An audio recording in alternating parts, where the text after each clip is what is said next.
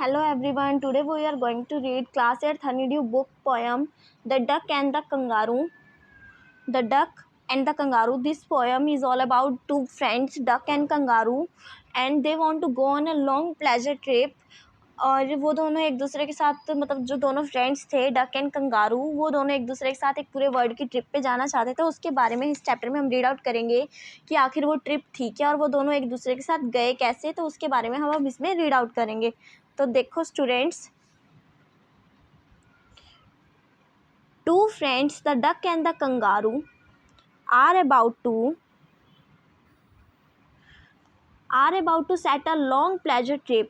दो दोस्त बत्तख और कंगारू एक लंबी यात्रा पर, आनंददायक यात्रा पर जाने वाले, प्लेजर मतलब जो उनको आनंद देने वाली थी, खुशी देने वाली थी, उस यात्रा पर वो जाने वाले थे।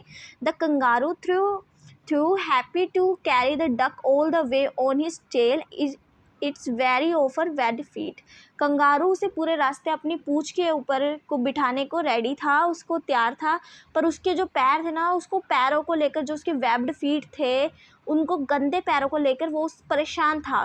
वो उसको अपने साथ लेकर तो जाना चाहता था, पर उसके पैरों को, जो बत्तख के पैर थे, जो गंदे पैर थे, उसको लेकर वो परेशान था। What will the duck do to make the kangaroo feel comfortable over the land and sea? अब बत्तख ने कंगारू को आराम पहुंचाने के लिए, उसको मतलब सुख बदाने के लिए क्या करेगी, ऐसा क्या करेगी बत्तख? Let us find out how go about it. अब इस चैप्टर में, इस स्टोरी में, अब हम इस पोएम में रीड आउट करते हैं कि ये ऐसे किस तरीके से होएगा, वो किस तरीके से यात्रा पर गए। अब हम इसके बारे में पढ़ेंगे। तो देखो students, poem said the duck to the kangaroo, good gracious, how you hope. बत्तख ने कंगारू से कहा कि हे महान प्राणी, ए मतलब कंगारू को बोल रहा है कि हे प्राणी, हाउ यू होप, तुम इतनी अच्छी तरीके से कैसे कुछ उछलते हो, कूदते हो, over the fields and the water too, खेतों और पानी, फील्ड्स मतलब खेत और वाटर मतलब पानी, खेतों और पानी के ऊपर भी तुम आसानी से कैसे कूद लेते हो। As if never would you stop, ऐसा लगता है कि तुम कभी भी नहीं रुकोगे। My life is bore in the nasty pond, my life is bore, मेरी जो लाइफ थी, मेरी जो पूरी अच्छी तरह पूरी ज़िंदगी थी, वो बोर हो चुकी थी गंदे से तालाब में। And I long to go out the world beyond, और मैं अभी संसार से बियॉन्ड मतलब दूर, मतलब पार जाना चाहता हूँ। I wish I could hope like you, मेरी इच्छा है कि काश मैं तुम्हारी तरह उछल सकता। And said the duck to the kangaroo, बत्तख ने कंगारू से ये बात बोली।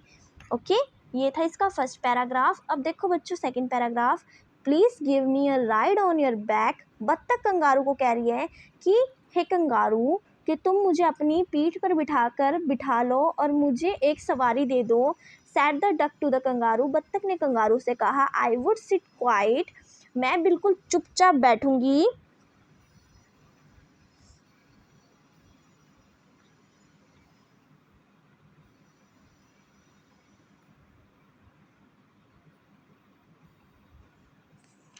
आई वुड सिट क्वाइट, मैं चुपचाप बैठूंगी। एंड से नथिंग बट क्वैक, मैं कुछ भी नहीं बोलूँगी, बस बोलूँगी क्वैक, सिर्फ क्वैक की आवाज़ बोलूँगी।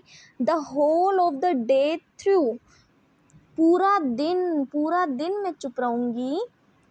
And we had to go Dee and the Jelly Bo Lee, हम डी और जोली बोली की तरफ जाएंगे।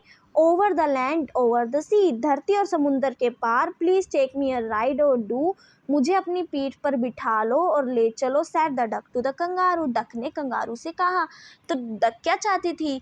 डक जो थी वो अपने गंदे तालाब में रहकर बोर हो चुकी थी, तो वो कंगारू को कह रही थी कि मुझे अपनी पेट पे बिठा लो और मुझे पूरे इसकी सैर करा दो, और मैं सैर करना चाहती हूँ, इसके बारे में थी। अब देखो बच्चों next second third paragraph, said the kangaroo to the duck. अब कंगारू डक को कह रहा है, कंगारू ने बत्तख से कहा, this requires a little reflection मतलब कुछ प्रकाश डालने की जरूरत है। Perhaps on the whole it may be bring me luck, शायद मेरे लिए ये बहुत अच्छी बात होएगी, बहुत भाग्य की बात होएगी। And there seems be an objection, परंतु फिर भी मुझे लग रहा है कि कुछ रास्ते में अड़चन आ जाएगी। ऑब्जेक्शन मतलब रुकावट, मतलब अड़चन। Which is if you let me speak so bold, अगर मतलब मैं तुम्हें बिल्कुल स्पष्ट बताना चाहता हूँ, your feet is unpleasantly wet and cold, तुम्हारे जो पैर हैं बहुत ज़्यादा गीले हैं और बहुत ज़्यादा ठंडे हैं। And would probably give me a rheumatiz said the kangaroo, और मुझे इससे गठिया हो जाएगा। रोमैटिस मतलब गठिया, गठिया की बीमारी हो जाएगी ठंडे और तुम्हारे पैरों से, ठंडे और गंदे पैरों से, कंगारू ने बोला। तो डक ने जब कंगारू को बोला था कि तुम मुझे घूमने ले चलो, तो कंगारू ने उसे क्या बोला, क्या उसको बोला कि मैं तुम्हें साफ साफ बता देना चाहती हूँ कि तुम्हारे जो पैर हैं वो बहुत ज़्यादा गीले हैं, जिससे मुझे गठिया की बीमारी हो जाएगी। तो आगे आ जाओ स्टूडेंट्स नेक्स्ट पैराग्राफ पे।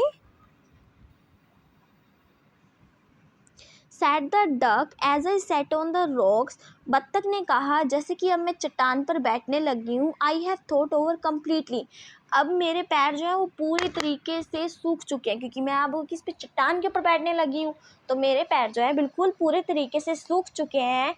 And I bought 4 pairs of roasted socks, अब बत्तख उसको ना मतलब अपनी तरफ बोलती है, अच्छे से अट्रैक्ट करके बोलती है कि मैंने 4 जोड़े ऊनी मोजे खरीद लिए हैं, विच फिट माई वेब्ड फीट निकली, जो मेरे जो वेब्ड फीट है, वेब्ड मतलब जालीदार जो पैर है, उसमें बिल्कुल अच्छे से फिट आ जाते हैं, पूरे अच्छे से आ जाते हैं। And to keep me out cold I have bought a clock, और ठंड से बचने के लिए भी मैंने एक लबदा ले लिया है, मैंने सामान ले लिया है ठंड से बचने के लिए। And every day a cigar I will smoke, और मैं हर रोज़ एक सिगार पिया करेंगे।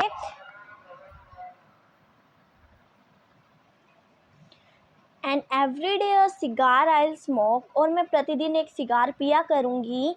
And to follow my own dear true love of a kangaroo, और मैं ये सब अपने प्रिय जो तुम मेरे कंगारू हो, मैं तुम्हारे अनुसार ही ये सब करूँगी। और एंड लव ऑफ कंगारू, और कंगारू से मतलब मैं चाहती हूँ कि कंगारू भी मुझे अच्छे से प्यार करे, वो अच्छे से मुझे समझे और मुझे अपने साथ ले जाए।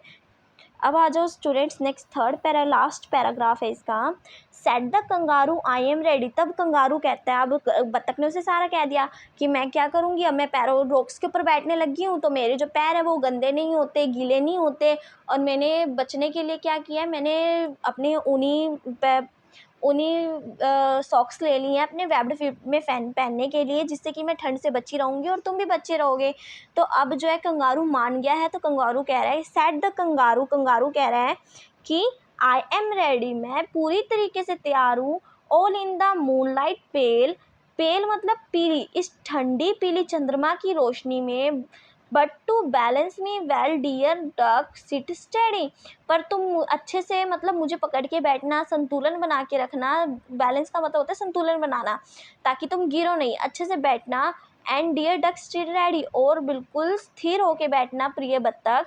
And quite at the end of the tail, और मेरी पूंछ के अंतिम सिरे पर बैठना। So away they went with the hop and bound, इस तरीके से वो क्या हुए, उछलते कूदते चले गए। होप एंड बाउंड मतलब उछलते कूदते वो चले गए।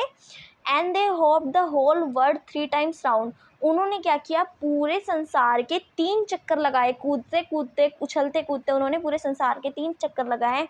And who was so happy, ओहू, अब बताओ कौन सबसे ज़्यादा खुश थी, बताओ कौन, as the duck and the kangaroo, बत्तख या कंगारू, अब आप बताओगे कौन ज़्यादा खुश थी, बत्तख या कंगारू। तो this was the short little and cute poem written by the Edward Lear, और आई होप कि सबको अच्छे से क्लियर हो गई होगी पोएम। ये बस कंगारू और डक के बीच थी कि वो दोनों पूरे वर्ल्ड की ट्रिप करना चाहते हैं, और उन्होंने अपनी ट्रिप को कैसे सक्सेसफुल बनाया उसके बारे में ये पोएम थी।